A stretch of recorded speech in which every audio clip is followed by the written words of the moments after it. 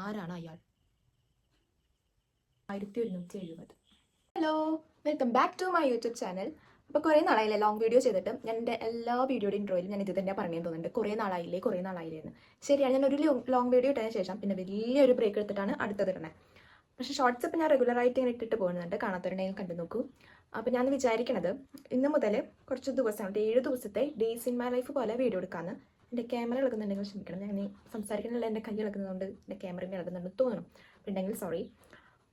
അപ്പോൾ day in my life പോലെ എല്ലാ ഡേയ്സും അങ്ങനെ എടുത്തിടാൻ നല്ല ഞാൻ ഉദ്ദേശിക്കണം. നല്ല നല്ല ബ്യൂട്ടിഫുൾ മൊമെൻറ്റ്സ് എന്തെങ്കിലും നടക്കുകയാണെങ്കിൽ എന്തെങ്കിലും സ്പെഷ്യലായിട്ട് എന്തെങ്കിലും ഉണ്ടെങ്കിലൊക്കെ അങ്ങനെ എന്തെങ്കിലും ക്യാപ്ചർ ചെയ്തിട്ട് ഞാൻ ഈ ഒരു 7 ദിവസത്തെ ആയിട്ട് ഇടാമെന്ന് വിചാരിക്കണു.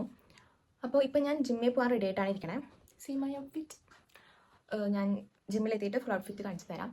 അപ്പോൾ ഇപ്പോൾ സമയം 2:30 അത്രയൊക്കെ ആയിട്ടുണ്ടാവും. ഈ നേരത്തെ ജിമ്മിൽ പോയാൽ ഈ നേരത്തെ വേറെ ആരും ഉണ്ടാവില്ല, അതുകൊണ്ടാണ് ഞാൻ ഈ നേരത്തെ പോകുന്നത്.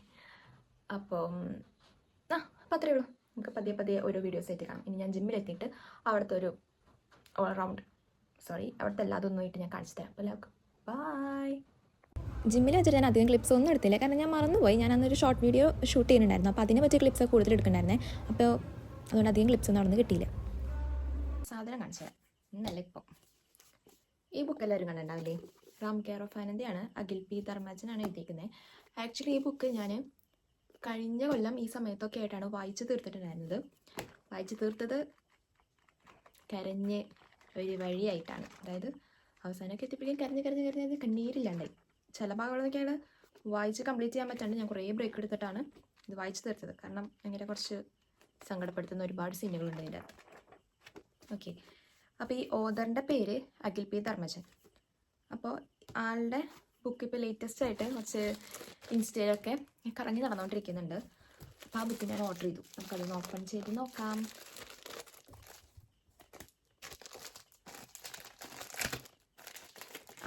ഓഥറിൻ്റെ പേര് കേട്ടതുകൊണ്ടും ആ ഒരു എക്സ്പെക്റ്റേഷനിലുമാണ് ഞാൻ ഈ ബുക്ക് മേടിച്ചത്. ഇതിന് മെയിൻ കാരണം ഇങ്ങനൊരു ബുക്ക് ഇറങ്ങിയിട്ടുണ്ടെന്നുള്ളതിൻ്റെ അറിയാനുള്ള കാരണം, ഒരു വട്ടം ഇങ്ങനെ ഇങ്ങനെ സ്ക്രോൾ ചെയ്തുകൊണ്ടിരിക്കുന്നതിൻ്റെ ഇടയിൽ ഇതൊരു റീൽ വന്നു. ഒരു കുട്ടി 12 മണി നേരത്തെ ഇത് വായിച്ചിരുന്നിട്ട് ആരും 12 മണിക്ക് വായിക്കരുത്, മോർണിംഗ് ഒരു ഡേ ടൈമിൽ ഇന്ന് വായിക്കാനൊക്കെ പറഞ്ഞിട്ട്. അപ്പോൾ എനിക്കിത് 12 മണിക്ക് തന്നെ വായിക്കാം. അപ്പോൾ സമയം എൻ്റെ വേറെ സാധനമൊന്നുമില്ല കാണിച്ചു തരാൻ. ഇപ്പോൾ ശരിക്കും സമയം 12 മണിയാണ്. രാത്രി 12-ന് ശേഷം അഖിൽ പി ധർമ്മജൻ. വായിച്ചു കഴിഞ്ഞിട്ട് ബുക്ക് എങ്ങനെയുണ്ട്, എന്താണ് ഇതിൻ്റെ അവസ്ഥ എന്നുള്ളതൊക്കെ ഞാൻ ശരിയെ പറഞ്ഞു തരാം. എന്നാലും മെയിൻലി ആ റീലാട്ടോ തന്നെ ഈ ബുക്ക് ഇങ്ങനൊരു ബുക്ക് ഉണ്ടെന്നും അഖിൽ പി ധർമ്മജൻ്റെ ആണെന്നും വായിക്കാനുള്ള ക്യൂരിയോസിറ്റി വന്നതും ആ റീല് കാരണമാണ്. പിന്നെ ഓൾറെഡി ഞാൻ പറഞ്ഞല്ലോ, ഈ ബുക്ക് ഞാൻ വായിച്ചിട്ടുണ്ട്, എനിക്ക് നല്ല ഇഷ്ടമായി. മീൻസ് നല്ലോണം കരയിപ്പിച്ചിട്ടുണ്ട് ഈ ബുക്ക് തന്നെ. അപ്പം അതുകൊണ്ട് ഞാൻ ഇതും കൂടെ ഒന്ന് വായിക്കാമെന്ന് വിചാരിച്ചു. രാത്രി 12-ന് ശേഷം അഖിൽ പി ധർമ്മജൻ 3-ാം പതിപ്പ് വായിക്കാം. രാത്രി 12-ന് ശേഷം ജോലി കഴിഞ്ഞ് മടങ്ങുകയായിരുന്ന വനിത സേവ്യർ മഴ തുറന്നെങ്കിലും ആകാശത്ത് കൊള്ളിയാൻ ഇടയ്ക്കിടെ മിന്നുന്നുണ്ട്. എന്നുവെച്ചാൽ ആ യാത്രയിൽ വീടെത്തും മുൻപേ അവളുടെ കാർ ഒരാൾ ഇടിച്ചിട്ടു. ഉടൻ തന്നെ ആശുപത്രിയിൽ എത്തിച്ചെങ്കിലും അയാൾ അവിടെ നിന്നും കടന്നു കളഞ്ഞു. അതോടെ എല്ലാം അവസാനിച്ചെന്ന് കരുതിയെങ്കിലും അയാളുടെ സാന്നിധ്യം അവളെ പിന്തുടരുന്നത് പോലെ വനിതയ്ക്ക് തോന്നി. ആരാണ് അയാൾ? അയാളെ തേടിയുള്ള വനിതയുടെ യാത്രയ്ക്കൊപ്പം കൂടാൻ നിങ്ങളെ ക്ഷണിക്കുന്നു. ബാണാസുരൻ രക്ഷിക്കട്ടെ. ആരാ ബാണാസുരൻ? ഓക്കെ, എത്ര പേജ് ഉണ്ടോ നോക്കട്ടെ. എനിക്ക് ഇങ്ങനെ ഒരു സ്വഭാവം ഉണ്ട്, ഏത് ഫസ്റ്റ് ഒരു ബുക്ക് കിട്ടിയപ്പോൾ തന്നെ എൻ്റെ ലാസ്റ്റത്തെ പേജ് നമ്പർ നോക്കാം. എത്ര പേജ് ഉണ്ടെന്ന് എനിക്കറിയണം. 304 പേജ്. 304 പേജ് ഉണ്ട്. പിന്നെ ഇതിൻ്റെ ഇൻട്രൊഡക്ഷനൊക്കെ കഴിഞ്ഞ എത്ര പേജ് ഉണ്ടെന്ന് നോക്കട്ടെ. ശരിക്കും പറഞ്ഞാൽ നമ്മളങ്ങനെ നോക്കാൻ പാടില്ല എന്നാ പറയാം. ഇനി അങ്ങനെ 10ാം ക്ലാസ്സിൽ മാത്സിന് വേണ്ടിയിട്ടൊരു ട്യൂഷന് പോയിട്ടുണ്ടായിരുന്നു. അപ്പോൾ മാത്സിന് വേണ്ടി മാത്രം. അപ്പോൾ അവിടുത്തെ ഒരു കുട്ടിയും കൂടെ അവിടെ വന്നിട്ടുണ്ടായിരുന്നു. അവൻ പറഞ്ഞതാ, ഞാൻ അങ്ങനെ പറഞ്ഞിട്ട് ഞാൻ ആദ്യം തന്നെ എത്ര പേജ് ഉണ്ട്, സോഷ്യൽ സ്റ്റഡീസൊക്കെ പഠിക്കാൻ കുറേ വായിച്ച് പഠിക്കാണ്ടല്ലോ, അപ്പോൾ അതിന് ഞാൻ എത്ര പേജ് ഉണ്ടെന്നാണ് നോക്കുക. അപ്പോൾ അത്രയും ഒരു പേജ് കഴിയുമ്പോൾ ഇനി ഇത്രയും കൂടി ഉള്ളൂ എന്നുള്ളൊരു പ്രചോദനം അങ്ങനെ പറയാം. അത് ഉള്ളതുകൊണ്ട് ഞാൻ വേഗം എനിക്കത് ആദ്യം തന്നെ അവസാനത്തെ പേജ് നമ്പർ നോക്കാൻ ഭയങ്കര ഇൻട്രസ്റ്റ്. അതുകൊണ്ട് എത്ര എണ്ണം കഴിഞ്ഞു എന്ന് അറിയാൻ വേണ്ടിയിട്ട്. അപ്പോൾ അവൻ പറഞ്ഞതാ, അങ്ങനെ നോക്കരുത്, അങ്ങനെ നോക്കുന്നതാണ് ആദ്യത്തെ എന്താ പറഞ്ഞേ, അങ്ങനെ നോക്കരുത്, എന്താ പറഞ്ഞത് എനിക്ക് ഓർമ്മയില്ല, അങ്ങനെ നോക്കരുത്. ഓക്കെ, അപ്പം ഞാനിത് വായിച്ചിട്ട് നാളെ മോർണിംഗ് എന്താണെന്ന് വെച്ചാൽ പറഞ്ഞുതരാം. അതിൻ്റെ ഇടയിൽ ഇതിൻ്റെ വല്ലതും പറയാൻ വന്നാൽ ഞാൻ എപ്പോഴും പറയാം. അല്ല, എന്തായാലും നാളെ മോർണിംഗ് ഇത് വായിച്ചിട്ട് ഞാൻ എങ്ങനെയുണ്ട്, ഇൻട്രോ ഒക്കെ ഇഷ്ടമായത് ഞാൻ പറയാം. ബൈ. സോ നമ്മൾ ലാസ്റ്റ് പറഞ്ഞു നിർത്തിയത് ഈ ഒരു ബുക്ക് വായിക്കണതായിരുന്നു. ആക്ച്വലി ഞാൻ അത് കഴിഞ്ഞിട്ട് 2 ദിവസം കഴിഞ്ഞിട്ടാണ് ഞാൻ ഈ വീഡിയോ എടുക്കുന്നത്.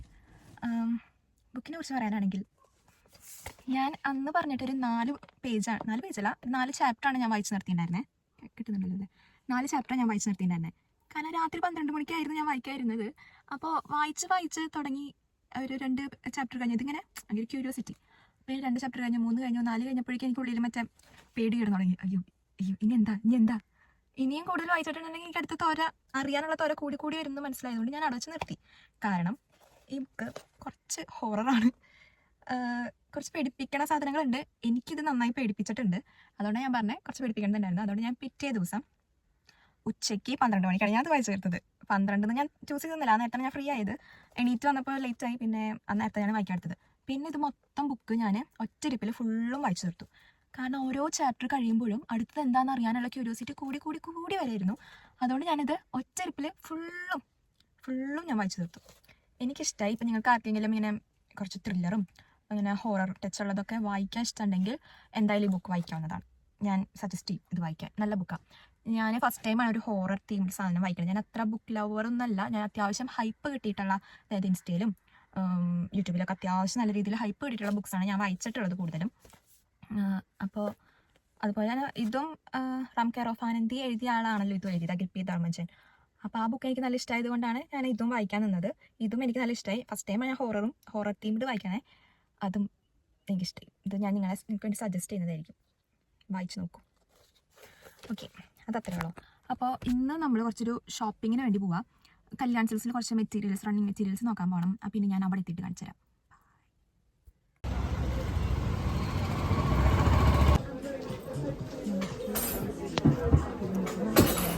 ഈ ക്ലിപ്പിൽ ഞാൻ ഏറ്റവും കൂടുതൽ നോക്കിയിരുന്നത് എൻ്റെ ഹെയറിനാണ്. എനിക്ക് പറയാണ്ടിരിക്കാൻ വയ്യ. എനിക്കറിയാം എൻ്റെ ഹെയർ ഈ അടുത്തായിട്ട് നല്ലോണം ലെങ്ത്ത് വെച്ചിട്ടുണ്ട്. പക്ഷെ ഞാൻ കാണുന്നത് എൻ്റെ ഫ്രണ്ട് പോർഷനാണല്ലോ. ഈ വീഡിയോസിലൊക്കെയാണ് ഞാൻ എൻ്റെ ഹെയർ ഇത്രയും എത്തിയിട്ടുണ്ടെന്ന് എനിക്ക് മനസ്സിലാവണേ. പക്ഷേ ഫ്രണ്ടിലൊക്കെ ആകെ കോളായിട്ടാണ് കിടക്കുന്നത്. ഞാനൊരു ഹെയർ ട്രീറ്റ്മെൻറ്റ് ചെയ്തിട്ടുണ്ടായിരുന്നു. അപ്പോൾ അതിനി റൂട്ട് വീണ്ടും ചെയ്യാറായി. നിങ്ങൾക്ക് എൻ്റെ ഡീറ്റെയിൽസ് വേണമെങ്കിൽ ഒന്ന് കമൻറ്റ് ചെയ്താൽ മതി, ഞാൻ പറഞ്ഞു തരാം. ഞാനൊരു 3 വർഷമായി ഇത് ചെയ്യുന്നു കണ്ടിന്യൂസ് ആയിട്ട്. പിന്നെ കുറേ സൈഡ് എഫക്ട്സ് ഉണ്ട്. ഡീറ്റെയിൽഡ് വീഡിയോ വേണമെന്നുണ്ടെങ്കിൽ ഞാനത് സെപ്പറേറ്റ് ആയിട്ട് ചെയ്യാം. അപ്പോൾ ഇവിടെ ഞാൻ ജസ്റ്റ് ഒരു കോട്ടൺ സാരി ജസ്റ്റ് ഒന്ന് നോക്കിയതാ. കുറേ അവിടെ കിടക്കണം കണ്ടപ്പോൾ ഒന്ന് തപ്പിത്തറിയാൻ തോന്നി. അതുകൊണ്ട് ജസ്റ്റ് ഒന്ന് നോക്കിയതേ ഉള്ളൂ. അപ്പോൾ കല്യാണിൽ പോയിട്ടുണ്ടായിരുന്നു. അപ്പോൾ ഓക്കെ, അപ്പോൾ ഞാൻ കല്യാണിൽ പോയിട്ടുണ്ടായിരുന്നു. അപ്പോൾ അവിടെ നിന്ന് എടുത്ത സാധനങ്ങളൂടെ കാണിച്ചു തന്നിട്ട് വ്ളോഗ് ഇവിടെ വൈൻഡപ്പ് ചെയ്യാൻ വിചാരിച്ചു.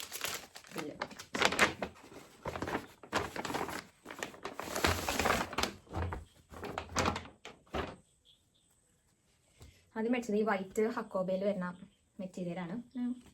ഡോട്ട് വരുന്ന പ്രിൻ്റില്ലേ, കാണാല്ലേ? ഇതാണ്. ഇത് എൻ്റെ കയ്യിലൊരു ഇൻറ്റിക്കോ ബ്ലൂ സ്കേർട്ട് ഉണ്ട്.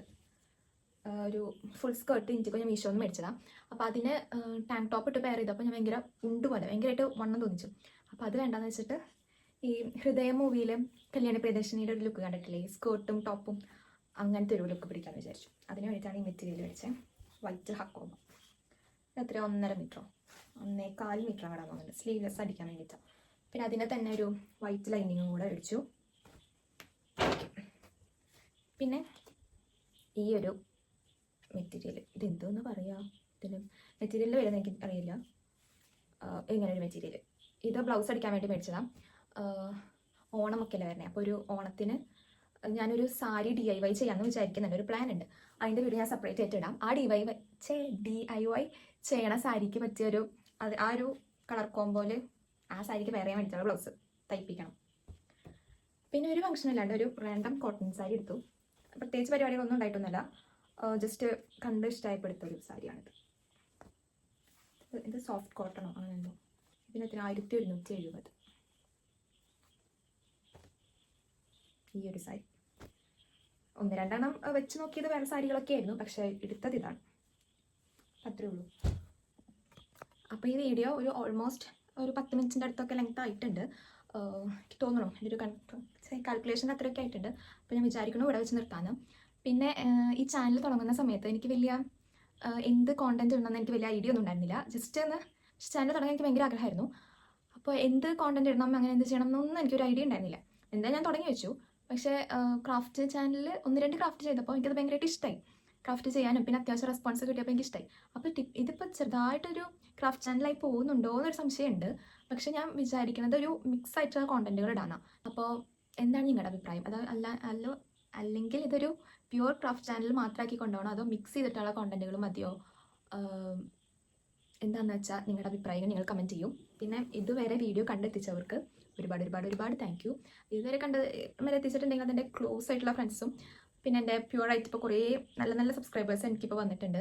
കുറേ പേര് സ്ഥിരമായിട്ട് വീഡിയോസ് കാണുന്നവരും കുറേ റിപ്ലൈ തരുന്നവരും കമൻറ്റ് ചെയ്യുന്നവരൊക്കെ ഉണ്ട്. അവരൊക്കെ ആയിരിക്കും ഇവിടം വരെ കണ്ടിട്ടുണ്ടാവുക. എനിക്കത് ഉറപ്പാണ് അവരായിരിക്കും ഇവിടം വരെ കണ്ടിട്ടുണ്ടാവുക. അവർക്കൊക്കെ സ്പെഷ്യൽ താങ്ക് യു. അപ്പോൾ എന്തായാലും ഞാൻ മറ്റേ പറഞ്ഞ കാര്യം കമൻറ്റ് ചെയ്യാൻ മറക്കണ്ട. നിങ്ങളുടെ അഭിപ്രായം എന്താണ് ചെയ്യേണ്ടത്? മിക്സഡ് ആയിട്ടുള്ള കോണ്ടന്റ് ഇടാനാണ് എനിക്ക് കൂടുതലും ഇഷ്ടം. നിങ്ങൾക്ക് ക്രാഫ്റ്റ് മാത്രം മതിയെന്നാണെങ്കിൽ എന്താണെന്ന് വെച്ചാൽ നിങ്ങളുടെ അഭിപ്രായം ഒന്ന് പറയും. പിന്നെ അപ്പോൾ അത്രയേ ഉള്ളൂ. അപ്പോൾ ഇഷ്ടപ്പെട്ട് കഴിഞ്ഞാൽ ലൈക്കും ഷെയറും കമൻറ്റും സബ്സ്ക്രൈബും എല്ലാം ചെയ്യാം. അപ്പോൾ ബൈ.